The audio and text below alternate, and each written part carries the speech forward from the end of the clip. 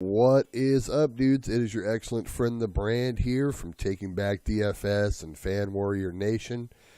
Thank you all for joining me. It is October 20th, 2018 here, and about 9:30 in the morning here on the West Coast, and we got a big 10-game slate on FanDuel and Draftkings today, and we're going to go ahead and take a look at Draftkings specifically in this video.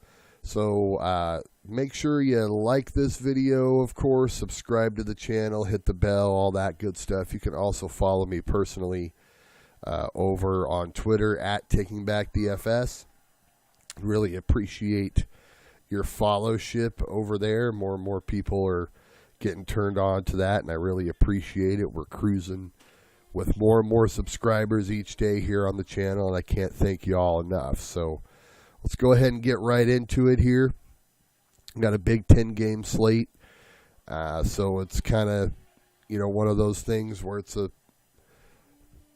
should be a little bit, harder to dissect, but we've had a few games here, a couple games into the season now for most of the teams, and we're starting to kind of figure out exactly what's going on. Minutes wise, kind of like, what's going to kind of be the norm. It's going to be kind of a process. But my biggest takeaway from last night's slate into today's, of course, back-to-backs. There's a lot of back-to-back stuff going on. So just right off the top, definitely I think you want to keep that in mind and be cautious as you approach this slate. A lot of the guys, some of like the reserve players and stuff like that, and some of the like key starters who are maybe like halfway injured or what have you, we might see some kind of changes to how they're run today. A lot of these teams played last night. Toronto, Brooklyn, and Indy played last night. Both these teams did as well. Orlando played last night. Philly's fresh. Really, it's really easier if we just take a look at the fresh teams here. We got Washington, Philly had a day off. Chicago and Detroit, coming off a rest day as well. That's also the case with Miami, which talk a little bit more about Miami here in just a sec. But Dallas, they did not play yesterday either, so they're fresh, as well as Phoenix. Portland, I don't think the Spurs played last night. Don't quote me on that exactly. And neither one of these teams played yesterday either. Now, there are certain teams who are on their first game of a back-to-back. There's at least a couple of them. So, Houston, I think there's like two. I think we've got Houston and who else is it? Excuse me. Let's see here. Who was the other one? Damn it! I know Houston's with Denver. So Houston and Denver are on their first game of a back-to-back, which to me is, semi-concerning when you're talking about like using like the stars. It's either going to be tonight or tomorrow night, just depending on how games go. Now, theoretically, you would think, this game, of course, very, very important. Couple teams, vying for, position and what have you. There's a couple guys I'm really tempted to play on Houston, but I don't know if I'm going to exactly pull the trigger. Capella is really interesting to me tonight. So, Yeah, I mean, especially if Nene's sitting, that'll be kind of an interesting kind of game time sort of call there. I mean, I don't even think he'll creep into, that many minutes in particular, but, I just don't know if Houston can go small against these guys.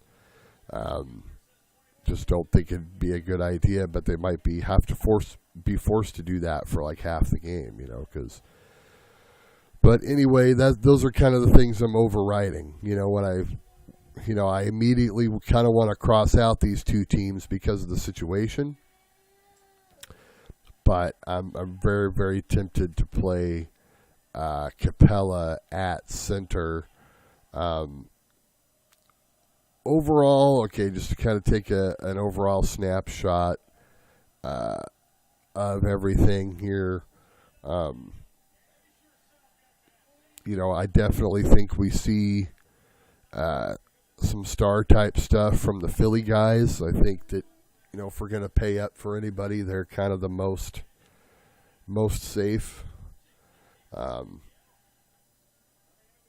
Drummond as well, man.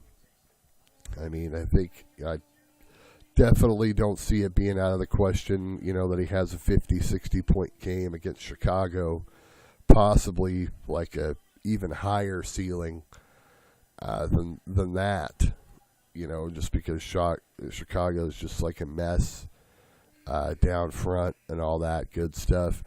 Jokic, just not trusting it because of the back-to-back, you know what I mean? I just don't think that, in 30 minutes, can he hit 60 points in 30 minutes? Yeah.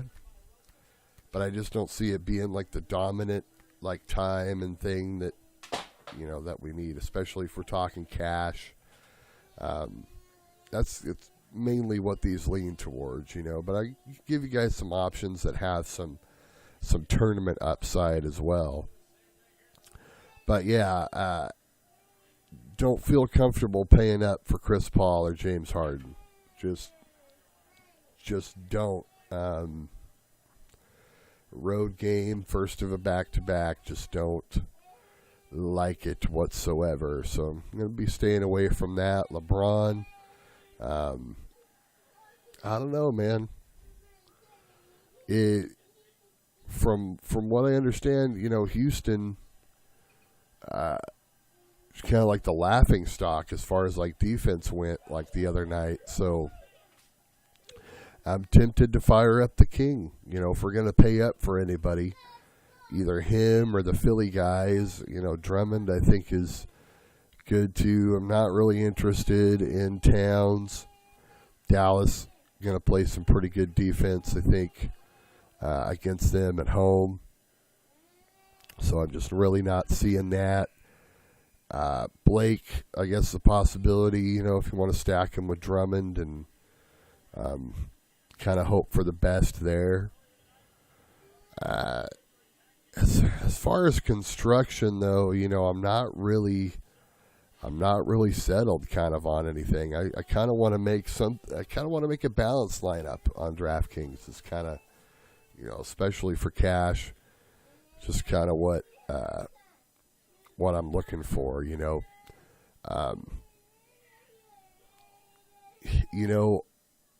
Doncic, really interested in that, really interested in Levine. I think opportunity is going to funnel to that backcourt. So, I don't know. We could just kind of do a thing where there's kind of like no rhyme or reason to the whole deal. You know what I mean? Like we're not looking at stacks or just like anything like that. CJ McCollum, I mean, that's another thing. I mean, San Antonio, I think, generally a good defensive team, but, he's kind of one of our only, like, guys that we're going to trust with the ball as far as, like, shooting goes. So, and I don't think it's out of the question that we see, 30 to 36 points, which means, an easy 5 or 6X as far as he's concerned. So, there's a whole lot of option out there, but, so we could try to open up some value later on. I would say, hey, why don't we roll with the Wadester tonight? You know what I mean? Like, he played 26 minutes in back-to-back nights, had pretty much the same production for nothing whatsoever, and more than likely, Miami's going to trot him out there again for that amount of time tonight because they need him. Like, they're basically going to have the same team available tonight that they had for the first two games, and they're very, very short-handed. So definitely think we can go back to the well there. At SG, I said, I was talking about Capella earlier. Even though the situation's not ideal, I think Gordon ends up, taking a lot of threes and stuff tonight. He kind of ends up kind of like how McCollum was against LA the other night. And so he's interesting to me. I'm willing to kind of like forego that whole thing. You know who else we have, baby? Magruder. Man, he's balled out over 30 minutes both times. An even better game that night. Of course, I was happy with this game. You know what I mean? Because we basically got like 5x out of him, and he was cheap as hell. They've raised his price, but I don't think that kind of matches the type of like production and upside we can get out of him. So if we're going value with this lineup, let's go ahead and do that. Let's put Magruder at that spot, right? Oh, come on. Magruder. I just always think of that. Whenever I click his name, that's just like what pops into my head. We're talking about possibly paying up for LeBron, so let's go ahead and put him at that power forward position. That gives us some upside there. All right. And we'll go ahead and round this out here real quick, maybe. Like I was talking about as far as upside for cheap, even though we don't necessarily love the situation, let's go Capella. And that's great. I think that leaves us some room to kind of, 58 per from there. You don't have to get gross, especially in cash. You can scrape the bargain barrel, somewhat and try to get some other stuff, but, not just a whole lot. Taj, that's the thing. Cheap but safe. That's kind of like my whole deal. Thing to really keep an eye on, I thought that was very interesting, being the Oregon homer that I am here. Aminu bombed the other night. Layman ended up getting the start, but he only played 13 minutes. He was kind of lost out there for the most part. Like he tried to do some stuff, but it just wasn't really working out. Stauskas came off the bench and played 27 minutes, and they let him take 8 3-pointers. And I just don't think it's really that much of a reach that he, could do that again. Evan Turner also came off the bench and produced quite well with his 21 minutes. He didn't take any threes, but he ended up open for some shots and, also contributed, got some assists going. He was helping get the ball to Stauskas sometimes, so If we're really, really grabbing for value here, really like those dudes as well. But anywho, that's some stuff to run with, guys. Think about it, toss it over, while you're doing your research and setting your lineups today. Try to get you on the winning track. While you're at it, head on over to fanwarriornation.com. If you check that out here, we have corresponding articles that go along with the plays that I'll give you in these videos here.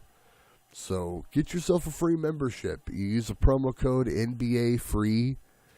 Check it out. You have access to the articles, the chat, all kinds of different stuff like that. And yeah, that way you can get successful. Get out there, start making some money in the DFS world by gaining knowledge. That's what it's all about. So head on over. Got it loaded up here finally. What? No internet. The hell? Anyway, head on over to fanwarriornation.com. Get yourself that membership. Until next time, this has been your excellent friend, the brand, saying good luck out there, and I will see y'all in the next video.